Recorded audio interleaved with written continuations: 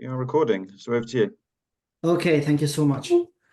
So Laura, thanks. I'm very happy to talk to you once again. And first of all, I really want to congratulate you because I heard your new role for the WTA event in Nottingham.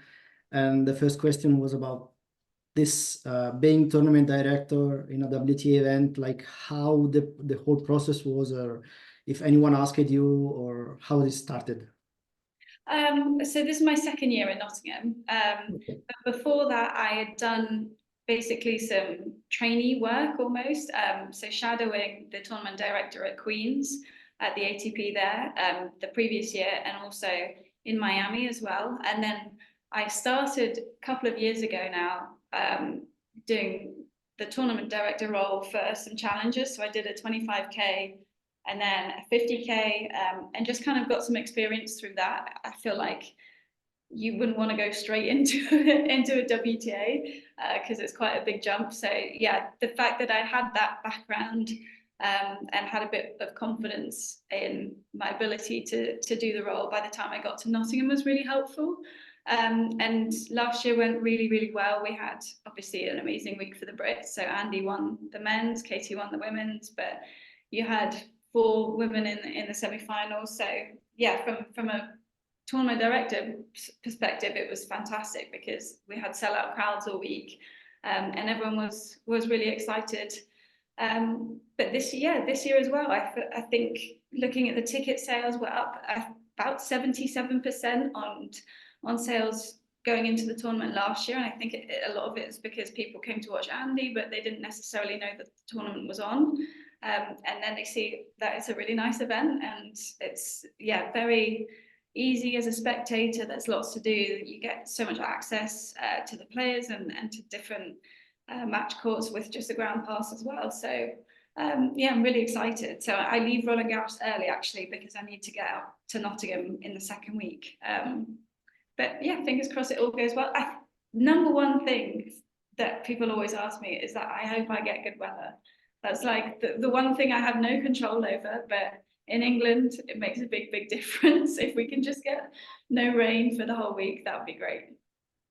Yeah, I was also gonna ask you like this this double role. I mean, working in Paris and then working to Nottingham. Like, how are you gonna schedule everything that is happening? So you told me already that you're gonna leave by the time that second week is starting. So, but right now, how are you like? Are you able to do all these steps, or is that a new thing, or is it different? I think it's different parts of my brain as well, so it keeps me on my toes. But for Nottingham, you know, we start working on it in January. It's more of a year-round thing. Every now and then, I'm at the National Centre at the moment. We had our final debrief almost because the rest of the team are going up at the end of the week for the stand setup, and I'll be in Paris. But the fact that I have a really good event manager, Lucy, she's actually the same age as me, so we started together last year running the event, and yeah, the fact that I can be in Paris and know that everything's taken care of and everything's going to be organized makes it a lot easier. So yeah, I'll come home on the middle of Saturday and then go up to Nottingham 2 days later on the Monday. So it's quite a quick turnaround, but I like to be there before any players arrive, and they're allowed to practice on the grass courts from like Thursday. So just to feel like I've got everything under control before anyone's on site is the main thing. But no, the tournament's really great. They've had the same contractors for years and years, and a lot of it is, you know, very relaxed, very social. It's not a super stressful event compared to, let's say, like a Wimbledon or something. So yeah, it's a really enjoyable week. Obviously, for Roland Garros, you will be there for working for Eurosport and Discovery Plus. You told me last year that was the first experience in Paris with them, and I do wonder, like 1 year later, what is something that you're really looking forward to live with the team of Eurosport? I like listening to Mats Wilander's stories in the green room when we're not working. That's my favorite thing. Him and Alex Corretja are like non-stop chatting in there. And then sometimes John McEnroe comes in, and then he has his own history of tennis stories, and it's just fascinating to me. But no, I feel like it's part of the family now because I've done couple of Aussie Opens for Eurosport, Paris last year. And yeah, everyone knows each other, everyone really gets on, and we work as a good unit. But no, I'm excited for the tennis, basically. I feel like when you get to a slam, you just can't wait for it to start. So the first day is like Christmas, basically, for a tennis fan, where you've got so many matches to try and cover, so many players to try and catch up with, and the day flies past by the end of it. Yeah. I read the interview that we did last year, exactly right before Paris, and I felt that many topics that we talked about last year on the women's side are basically the same that we have this year. So I do wonder, for example, if you feel that this sort of switch in the narrative, probably before you were thinking about who could be the one, like among many players, but now that you have a sort of small circle of players that can get to the end of the tournament and can be expected to take the trophy. I do wonder, how do you see that the tournament at this point? Obviously, we have a big favorite, but she's not the only one. Oh, I mean, I don't want to say she's not the well, she's not the only one, yes, but at the same time, I feel like there's a pretty strong chance that she'll win the tournament, which is, yeah, it's nice to say, because it's so good to have a front runner who has so much confidence in their game, especially on clay, that even, you know, let's say the Madrid final, which for me is one of the best WTA matches of the year, you still feel like Swiatek has another level, that she can go even further on the clay, that she can use her movement more, that she can improve certain things. So it's hard for me to not see her winning Roland Garros again. But the fact that she's got someone pushing her in Sabalenka every week, and that they've played final after final, I think makes it more interesting, because she knows that she's got someone knocking on the door, and so it forces you to continue to work on things, to never really get complacent with how you're feeling. But yeah, it's nice for me to say on the women's side that we have a very strong favorite, and then on the guys' side, not so much. So it's a change of the narrative, basically. But yeah, I think it's great as a WTA fan. Yeah, I was talking exactly about the sort of role that Iga has probably with all the other colleagues on the WTA tour, because for example, in Stuttgart, Marketa Vondrousova said, talking about the clay season starting, that so it's gonna be scary.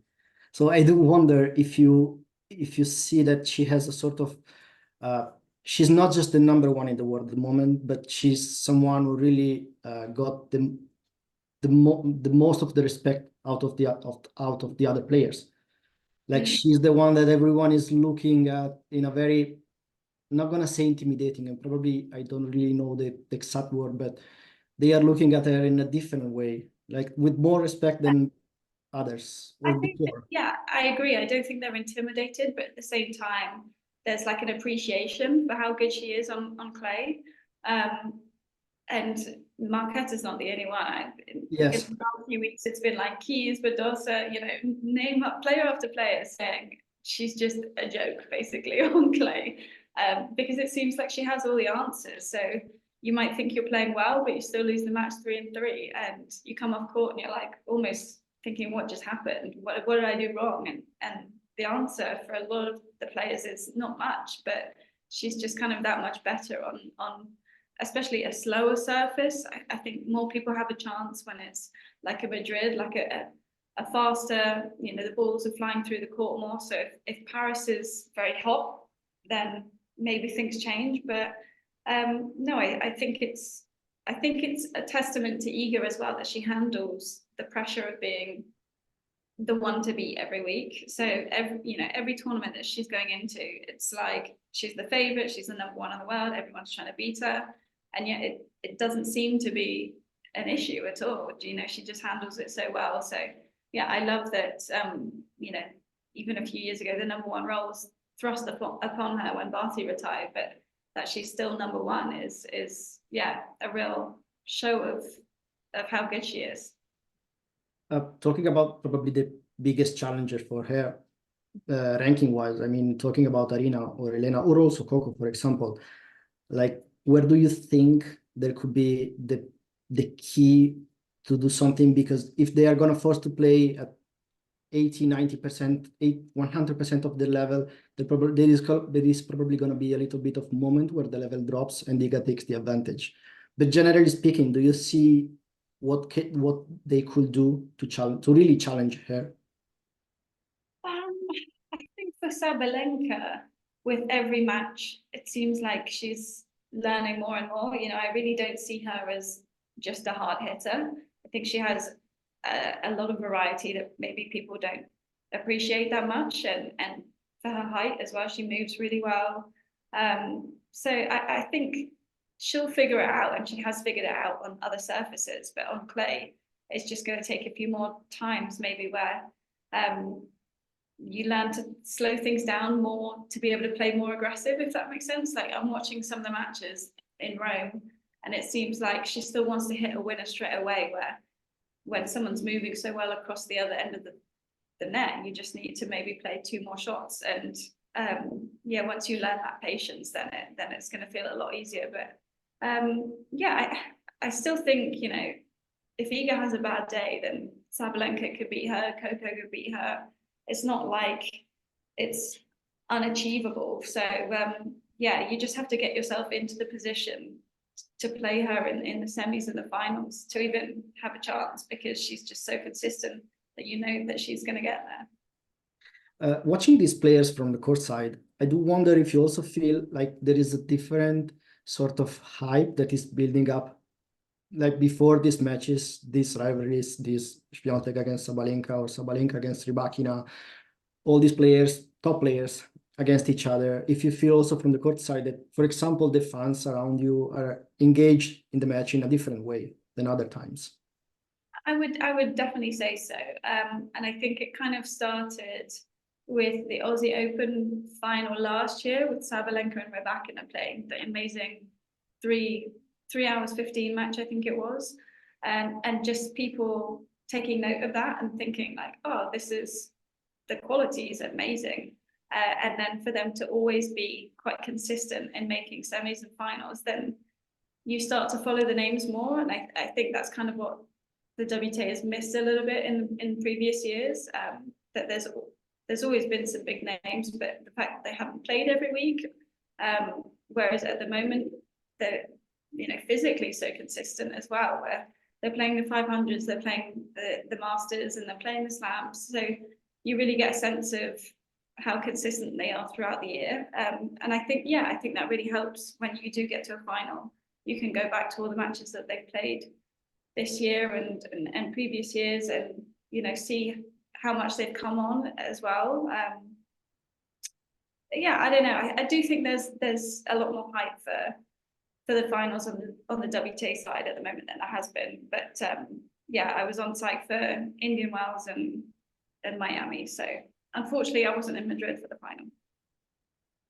Just switching a little bit to the men's side, as I'm Italian, I want to ask you a question about Jannik, which is not about the Roland Garros in particular, but your opinion on this big growth he had since last fall, since October, November, everything he accomplished, and the fact that he could be #1 by the end of Paris. We are expecting any news in terms of if he's gonna be there, how is the injury going and everything, but I just wonder your opinion on how Jannik grew up from October from last year, basically. Yeah, there's that joke on social media where after the match where he threw up mid-match, it's like that was the turning point for him. But I just think even before then, though, he knew exactly what he was trying to work on. And I think there's always, from when he employed Darren, there's been a long-term vision. And you never quite know how long it's going to take for it to click. But when it does, it's like the floodgates are open. And then you play, you know, the first 4 months of the year basically without losing a match. So yeah, I think the difference is that he he was willing to take on different challenges, you know, different technical changes, different physical changes throughout the year. And the technical ones are so difficult to put into place in the middle of the season. But he's like, yeah, if it helps me in 6 months' time, then that's an easy decision to make. And so often players don't want to do that because you might have to go through a phase of not winning many matches and not feeling great on the court. And yeah, just to kind of accept that, I think is a great skill in his personality. But no, I just think, you know, he's God, he hits the ball so nice. Like, I think from the side of the court, he has to be my favorite to watch because it sounds so clean, it sounds so great. And yeah, now that he's finally got a slam, I say finally, he's like so young still. But yeah, it just seems like, you know, the number one was inevitable at some point for him. Did you see any sort of, I don't know, how the Italians were so excited already during the ATP finals in Turin? Like, did you expect that to see all these people like so involved by one single player? Like how the crowd was going crazy, or already at the ATP finals, like even before what happened in Melbourne, for example, and how the country basically stopped for 3 days right after that success. Yeah, I think, I mean, Italy for me is like a great tennis country anyway, because there's so much history, there's so much passion from the fans, not just at the top of the game, but, you know, you go to any club and the courts are always full. So they've been dying for someone to support, and now they have someone who's so consistent, and it must feel great. But yeah, I think he's someone that can get you into the sport, not because he's like super showy on the court, but because of just how well he plays. And if that can't inspire you, if you're watching, you know, as a young person or even as a fan from the side of the court, you can't help but be blown away by how good he is. And so, I mean, he must actually be a hero after Davis Cup anyway, let alone after Aussie Open. So he's going to get, yeah, huge support wherever he goes. And it won't just be in Italy, because, I mean, even my friends in London are like, oh, I want to come to Wimbledon to watch him play. So yeah, I'm trying to get everyone tickets at the moment. My last one is about Jasmine Paolini, just because we found out a Grand Slam champion, and we also found out a WTA 1000 winner, both singles and doubles, actually. So I just wonder if there is something that you really appreciate from Jasmine, but also not also tennis-wise, but also like as a character, because she really had to work a lot to get where she is at the moment. I love her. She's always got a smile on her face. She always just looks so happy to be at the big tournaments. No, so I remember years and years ago, I was playing, I think it was 100K on the grass, and she was playing in qualifying, and she'd lost in qualifying, but she was just hoping to stick around to get a lucky loser spot. And from there to where she is now, it's like night and day. And it seems like she's trying to play a bit more aggressively, but just the confidence, because she's playing week in, week out on the challenger circuit for so long, that all of a sudden you really start to believe that you can beat the top players, you know, and to do well in Australia, but then to back it up in Dubai. Yeah, I just love the way that she plays it, because there's so much variety, the slice, she's quite comfortable coming forward, she's got great hands.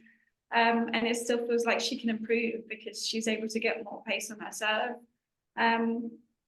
And the on-hand ground strokes, especially, I think the forehand could still improve. So yeah, for me, it's really exciting to see someone, you know, come from being down in the 25s, down in the 50s, and knowing how hard that is to make the transition to winning the big events.